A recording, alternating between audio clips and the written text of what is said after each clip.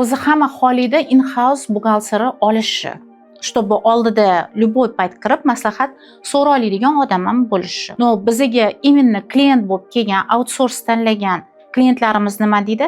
Agar men deydi xodim olsam deydi, bu xodimga javobgarlik menda bo'ladi deydi. Agar sen bilan ishlasam, sen korxonasan-ku deydi. Menga yetgan zarar sifatida korxonani seni sudga bera olaman deb, sendan yetkazilgan zararni undira olaman. Xodimdan men shu narsani talab qila olmayman. U xato ishlatsa ham yoki meni zararga tiqib yuborsa ham, men xodimdan talab qila olmayman, chunki qonun uni himoya qiladi. O'shaning uchun men outsource bilan ishlayman deb menga developmentlar aynan shu narsa uchun kelishadi. Chunki bizda buxgalteriya xizmatlari sug'urtalangan, biz sug'urtalarimizni ko'rsatamiz. Har bitta mutaxassisimiz, sertifikatlangan soliq maslahatchilari, auditorlar biz o'zimizning malakamizni ko'rsatamiz va biz amaliyotda ishlab yurgan o'sha proyektlarimiz haqida ma'lumot beramiz. Mana bu proyekt bizning klient borib gaplashinglar, любойni egasi bilan biz haqimizda обратный связь olinglar, keyin xohlasanglar bizga kelasizlar deymiz.